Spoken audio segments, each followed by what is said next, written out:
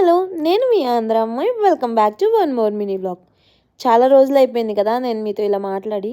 Okay. ఒక మంచి diet రెసిపీతో మీ ముందుకొచ్చేసాను ఇవాళ. నేను చూపించే విధంగా అన్నీ వేసుకోండి. మోస్ట్‌లీ ఆయిల్ అస్సలు యూజ్ చేయొద్దు. ఈదర్ బటర్ కానీ ఆర్ ఘీ కానీ యూజ్ చేసుకోండి.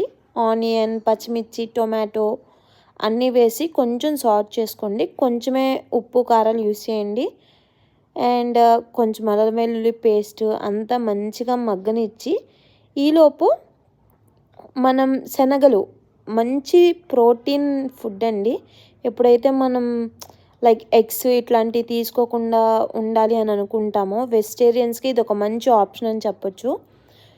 శనగలు తీసుకొని మంచిగా కుక్ చేసేసుకోండి. కొంచెం సాల్ట్ వేసేసి ఈ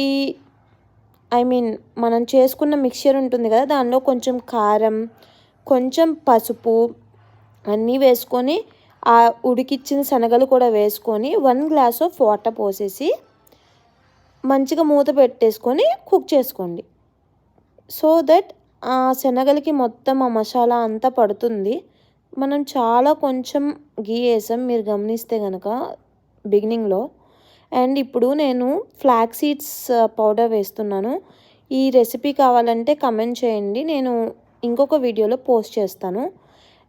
దీంతో కాంబినేషన్గా నేనైతే చపాతీ చేస్తున్నాను. దానిలో కూడా నేను ఫ్లాక్స్ సీడ్స్ పౌడర్ కలుపుకుంటాను. ఫ్లాక్స్ సీడ్స్ మనం తినాలంటే మనకు అంత టేస్ట్ అనిపించదు కాబట్టి ఇలాగ ఎప్పుడైనా మంచిగా పౌడర్ చేసుకొని మనకి దేనిలో కావాలంటే దానిలోకి వేసుకుంటూ ఉంటే మంచిగా ఉంటుంది.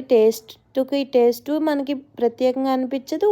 ఎట్ ద సేమ్ టైం హెల్త్కి హెల్త్ కూడా ఉంటుంది. ఇలా నీట్గా రోటీస్ చేసేసుకొని కాల్చుకోండి. అది కూడా దీన్ని కూడా ఆయిల్తో కాల్చకూడదు, ఓన్లీ గీతోనే కాల్చాలి. ఫస్ట్ పుల్కా టైప్లో చేసుకోండి, తర్వాత గీ వేసుకోండి.